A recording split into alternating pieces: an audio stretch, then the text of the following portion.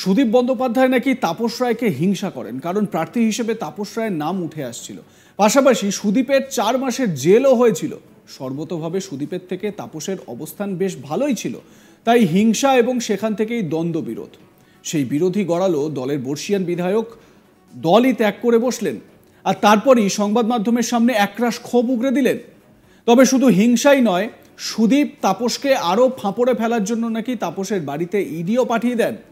এখানেই প্রশ্ন উঠছে, বিজেপির সঙ্গে যোগসাজশ করেই কি সুদীপ এমনটা করলেন? তৃণমূলের সদ্য প্রাক্তন বিধায়কের দাবি, ব্যক্তিগত সম্পর্ককে কাজে লাগিয়ে তাঁর বাড়িতে ইডি পাঠিয়েছেন সুদীপ বন্দ্যোপাধ্যায়। বরানগরের প্রাক্তন বিধায়কের দাবি, সুদীপ বন্দ্যোপাধ্যায়কে তিনি কালিমালিপ্ত বলেছিলেন বলেই সুদীপ বন্দ্যোপাধ্যায় তাঁর বাড়িতে কেন্দ্রীয় তদন্তকারী দল পাঠিয়েছে। পাশাপাশি তাপস রায় রীতিমতো চ্যালেঞ্জ করে বলেন, আমি যদি কোনো দুর্নীতিতে থেকে থাকি তাহলে আমাকে যেন শাস্তি দেওয়া হয়, আর যদি না করে থাকি তাহলে আমাকে এবং আমার পরিবারকে যেন মুক্তি দেওয়া হয়। কি বলছেন তাপস রায়, শুনে নিন। ইডি রেডটা যেটা হয়েছে তো বিজেপি করেনি, ইডি রেডটা তো সুদীপ বন্দ্যোপাধ্যায় ব্যানার্জি করিয়েছে। তাকে আমি কালিমালিপ্ত বলেছিলাম, জেলখাটা আসামি বলেছিলাম, সেই জন্য তার ব্যক্তিগত সম্পর্ক কাজে লাগিয়ে সে আমার বাড়িতে ইডি পাঠিয়ে। ইডি কি নিয়ে গেছে? আরেকটা কথা আমি বলে দিচ্ছি, যে এই যে ইডি রেড, এটা যেন ফার্স্ট ট্রাকে আমার বিচার করে, যদি কোনো অন্যায় আমার হয়ে থেকে থাকে, আমি যদি কোনো নিয়োগে থেকে থাকি, কোনো দুর্নীতিতে থেকে থাকি, পিএমএলএ মানে তো হাওলা, এসবে আমি থাকি, শুধু এ বিষয় নয়, আমার রাজনৈতিক জীবনেও যদি কখনো আমি কোনো দুর্নীতিতে থাকি, তাহলে ল অব দ্য ল্যান্ড অনুযায়ী যেন আমার যত শীঘ্র সম্ভব আমার বিচার করে আমার যেন শাস্তি প্রদান করা হয়। আর যদি না করে থাকি তাহলে একইভাবে যেন ফার্স্টেস্ট ট্র্যাকে বিচার করে আমাকে এবং আমার পরিবারকে এই অমর্যাদাকর যে অবস্থা তার থেকে যেন মুক্তি দেওয়া হয়। সোমবার 4 মার্চ বিধানসভার বাইরে দাঁড়িয়ে বরানগরের প্রাক্তন তৃণমূল বিধায়ক তাপস রায় স্পষ্ট জানিয়ে দেন, মূলত দুর্নীতির কারণেই তৃণমূল ছেড়েছেন তিনি। ইদানিং তার মনে হচ্ছিল যে দলে তাকে আর দরকার নেই। বেশ কিছুদিন ধরে নিজের বিধানসভা কেন্দ্রের সঙ্গেও যোগাযোগ রাখছিলেন না তিনি। সোমবার ইস্তফা দিয়েই দিলেন, এবং তারপর কি জানালেন তিনি দেখাবো। আমি ইস্তফা দিলাম, ইদানিং কালে আমার মনে হচ্ছিল না যে আমার কোনো প্রয়োজন আছে এই দলে। প্লাস যে সিচুয়েশন অ্যারাইজড আউট অফ প্রতিদিন যে দুর্নীতি কোনো একটি শব্দ বিধানসভার ভেতরে বাইরে বা যেখানেই, সেখানে দুটো মিছিলের সামনে পড়েছিলাম গাড়ি নিয়ে, সেখানে সেই পরিস্থিতি আমাকে বড় নাড়া দিয়েছে। তারপরে সন্দেশকালীর ঘটনা, এই সমস্ত রয়েছে, এগুলো আমাকে দীর্ঘদিন ধরে নাড়া দিয়েছে। আর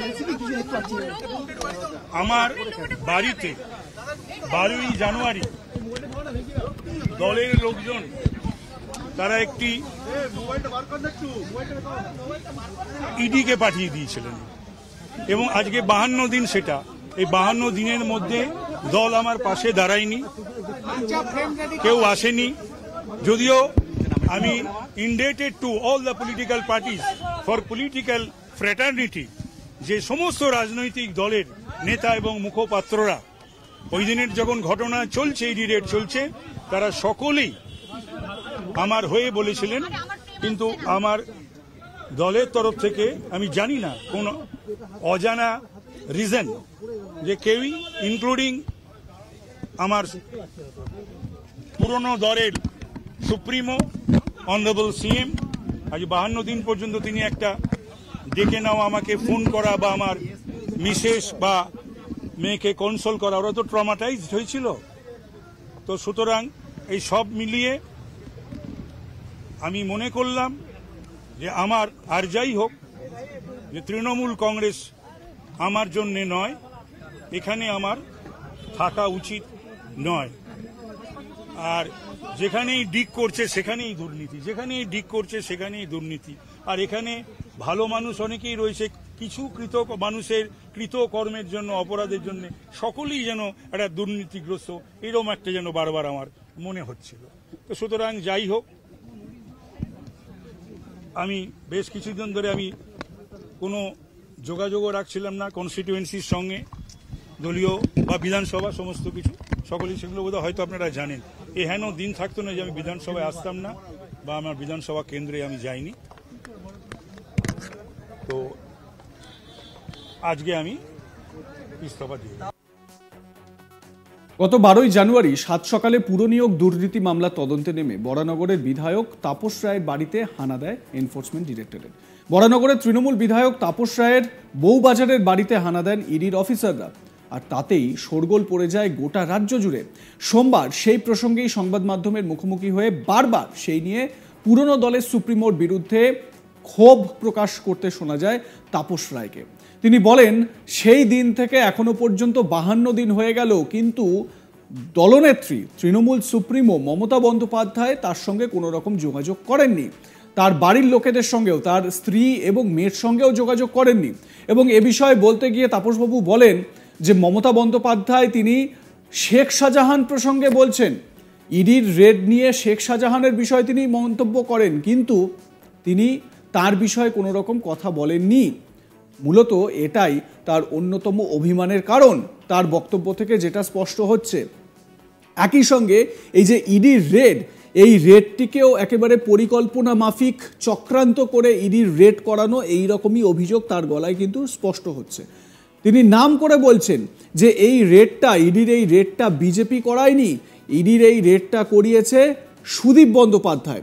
সুদীপ বন্দ্যোপাধ্যায়কে তিনি তৃণমূল কংগ্রেসের সাংসদ, এবং সুদীপ বন্দ্যোপাধ্যায়ের সঙ্গে তাপস রায়ের একটা বলা যেতে পারে আদায় কাজকলায় সম্পর্ক, দীর্ঘদিন ধরেই সেই রকম একটা সম্পর্ক দুজনের মধ্যে। এর আগেও প্রকাশ্যে তাপস রায় সুদীপ বন্দ্যোপাধ্যায় সম্পর্কে খোঁচা ভরা বিভিন্ন মন্তব্য করেছেন, এবং সুদীপ বন্দ্যোপাধ্যায়কে দলের কোনো কাজে সেভাবে পাওয়া যায় না, এছাড়াও সুবিধাভোগী ইত্যাদি এই সমস্ত বিষয় নিয়েও তিনি কিন্তু বারবার সরব হয়েছেন। তো এই জায়গা থেকে তাপস রায়ের বিরুদ্ধে সরাসরি অভিযোগের আঙুল তুললেন তাপস রায়। কি বলেছেন তিনি ইডির এই যে অভিযান, সে নিয়ে শোনাবো। ইডি রেডটা যেটা হয়েছে তো বিজেপি করেনি, ইডি রেডটা তো সুদীপ বন্দ্যোপাধ্যায় ব্যানার্জি করিয়েছে। তাকে আমি কালিমালিপ্ত বলেছিলাম, জেলখাটা আসামি বলেছিলাম।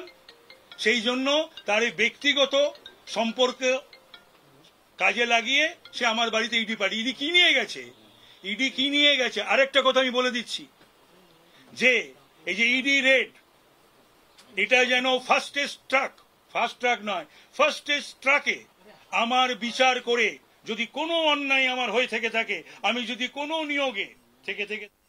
আপনারা দেখতে থাকুন আজ তাক বাংলা, সাবস্ক্রাইব করে নিন আমাদের ইউটিউব চ্যানেলটি।